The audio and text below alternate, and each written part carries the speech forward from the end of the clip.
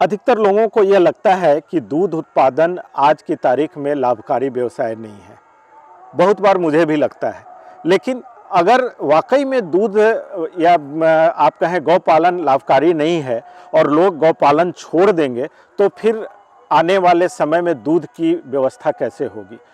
तो मैं आज इन सारे गुत्थियों को समझूंगा। हमारे साथ होंगे यदुवेंद्र जी, जिनसे मैं बात करूंगा कि गौ पालन लाभकारी है या नहीं है, और नहीं है तो लाभकारी हो सकता है या नहीं हो सकता है। नमस्कार, आप देख रहे हैं आपका यूट्यूब चैनल कृषि का, और मैं हूं राकेश के कश्यप। यदुवेंद्र जी, एक बार फिर आपका स्वागत है हमारे इस यूट्यूब चैनल पे।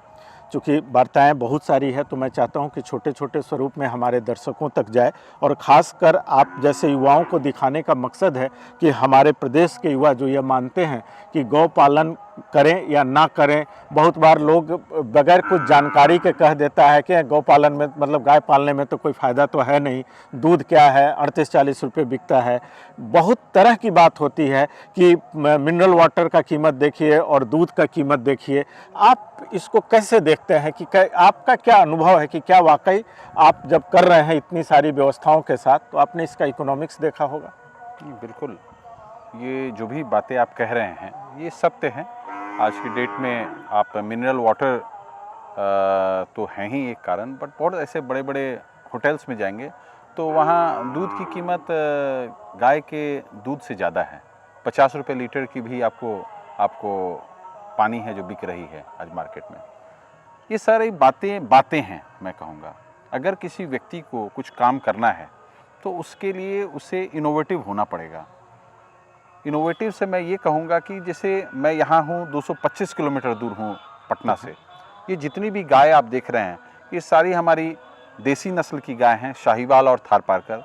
और इन सब गायों के दूध के अंदर एक गुण होता है कि ये A2 कैटेगरी की मिल्क होती है। आपने A2 की बात छेड़ दी यहाँ पे, तो आप यह मेरे दर्शकों को बताएं कि ये A1 A2 का बड़ा कंफ्यूजन है, तो आप यहीं पे क्लियर कर दें। मैं वहाँ उस पे भी आऊँगा। मैं अभी A1 और A2 पे मैं आऊँगा।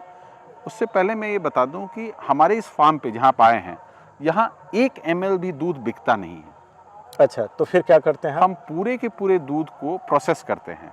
जैसे जो बिलोना पद्धति थी, हमारी पुरानी पद्धति थी आपको कल्चर्ड घी बनाने की।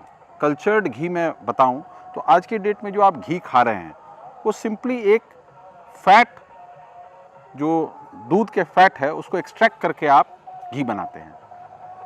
हमारे फार्म पे पूरे के पूरे दूध को हम आपको गर्म करके, उबाल के नहीं, गर्म करके, वो 3-4 घंटे गर्म होती है वो दूध, और उसके बाद उसमें हम आपको दही का जोरन डालते हैं और पूरे के पूरे दूध को दही में कन्वर्ट करते हैं, और उस दही को हम बिलोते हैं और उससे मक्खन निकाल के और घी बनाते हैं। उस घी की विशेषता ये है कि वो घी पूरे के पूरे दूध की जो गुडनेस है उसको लेती है, ना कि केवल फैट को स्किम करती है।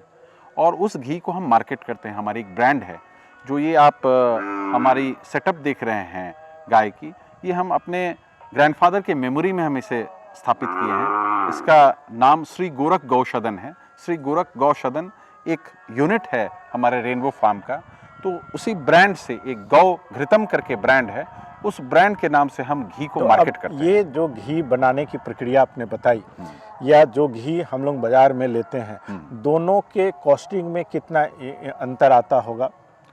जैसे जो आप बाजार में घी आमतौर देखते हैं, तो ये घी जो किसान दूध दे रहे हैं अपने कलेक्शन सेंटर्स में, वहाँ उस दूध को आपको स्किम करके उसके फैट को निकाल लिया जाता है। जो आप आमतौर पर देखेंगे क्रीम सेपरेटर या ऐसा आप देखेंगे कि हर एक जगह आजकल पाया जाता है। उस क्रीम को बॉयल करके, उस क्रीम को एक तरह समझे कि पका के, और वो घी बनता है। बट हमारे यहाँ ऐसी पद्धति नहीं है। हमारे यहाँ पूरे के पूरे मिल्क, होलसम मिल्क को प्रोसेस करते हैं, और 1 लीटर घी बनाने में कम से कम 26 लीटर दूध लगता है हमें। और इस घी को हम 3000 रुपये लीटर मार्केट करते हैं अपने 3000 रुपये लीटर? जी जी। और बिकता है? और हम शॉर्ट सप्लाई में हैं। आपको अभी हमारे बहुत ऐसे फ्रेंड्स हैं, बहुत ऐसे हमारे सपोर्टिव कस्टमर्स हैं जो बुक करते हैं और पूरे ऑल ओवर इंडिया हम उसे भेजते हैं। हमारे चैनल पार्टनर्स हैं जो इसे आपको ट्रांसपोर्ट करते हैं। आप भी ये प्राप्त कर सकते हैं घी कहीं भी। ये तो बड़ा आपने एक नई बात बताई कि 3,000 रुपये लीटर आप घी बेच रहे हैं।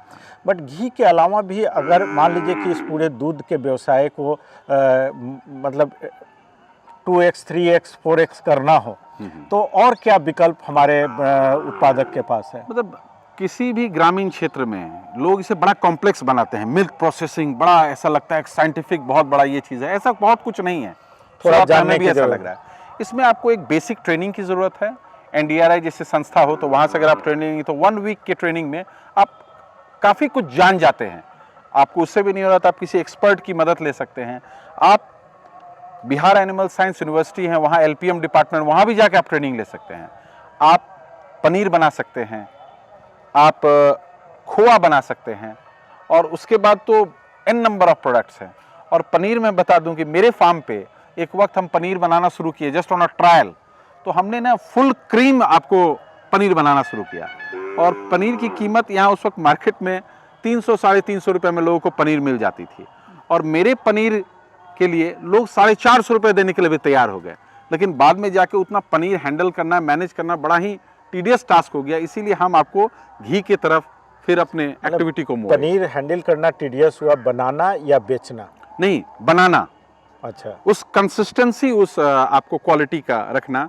पनीर को किस टेम्परेचर पर मिल्क को बॉयल करना है, उसे प्रेस कितने देर तक देना है, उसे ठंडा आपको कैसे करना है, ये ढेर सारी बारीकियां थी जो कि पनीर में संभव नहीं था। और पनीर की सेल्फ लाइफ बहुत लो होती है, जो कि यहाँ एक बहुत बड़ा एक प्रॉब्लम है, स्टोरेज। लेकिन जो घी हम बना रहे हैं, ये आपको जान के बड़ी हैरानी होगी कि अभी हमने 2 साल पुराना घी अभी हमने सेल किया है अपना इस साल, और उस घी की प्राइस हमारे यहाँ 4,000 रुपये लीटर थी, और हमारे यहाँ वो भी घी अब अवेलेबल नहीं है। तो दर्शकों, मुझे जिस तरीके से आश्चर्य हो रहा है, हमको लगता है आपको भी हो रहा होगा कि जब आप गाय पालन की बात करते हैं तो आप सामान्य रूप से वो पुरानी बातों को याद कर लेते हैं कि हमारे ग्रैंड पेरेंट्स ने कैसे किया। आज की सारी परिस्थितियां बदल गई है, और उस बदले हुए परिस्थिति में जो इनोवेशन है उसका बड़ा ज़रूरत है। और कोई भी इनोवेटिव आइडिया के साथ जब आप कोई काम करेंगे तो आप यदुवेंद्र जी जैसे सफल होंगे। और मतलब ये एक बड़ा हम कहें कि प्रमाणिक है, एस्टैब्लिश है कि दुग्ध पालन में नुकसान नहीं है। लेकिन थोड़ी सी जो चुनौती है हमारे युवाओं को कि अब वो नहीं आके गोबर में, मिट्टी में, इसमें लगना चाहते हैं, तो हमको लगता है ये एक चुनौती है। मुझे तो लगता है कि वो एक आपके ऊपर आपकी चॉइस है कि आप यहाँ मेहनत करके, श्रम करके आप अपने आप को फिट रखें, या आप जिम में दौड़ें, या आप तरह तरह की। अगर आप देखें तो अभी कुछ साल पहले ही कोरोना गया है, वो हमें काफ़ी कुछ सिखा गया है। तो मेरा संदेश युवाओं को और सभी लोगों को, यहाँ ऐसे बहुत लोग हैं जो जुड़े हुए हैं इस फार्म से, मैं देखता हूँ कि वो यहाँ स्वास्थ्य लाभ लेने भी आते हैं।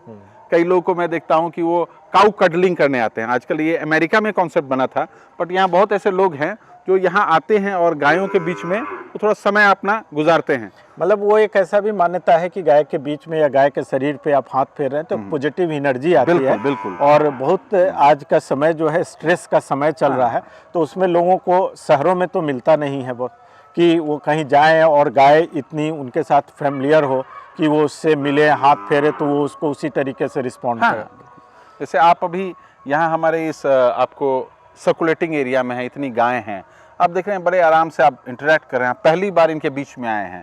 ऐसे जनरली लोगों को कहें तो लोग कहें गाय मार देगी, दौड़ा देगी, बट यहाँ आप देखिए एक सकारात्मक आपको ऊर्जा मिलेगी, एक अलग तरह की एक मतलब वाइब्रेशन है इस जगह में जहाँ गाय रहती है।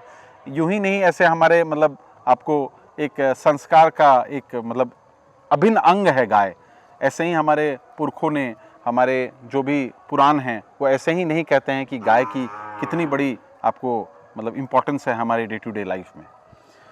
दोस्तों, भारतीय संस्कृति में यह बात मान लीजिए कि गाय के बिना हमारा जीवन शायद पूरा नहीं होगा, शुरू भी नहीं होगा, पूरा करना तो बड़ी मतलब कहने की बात है।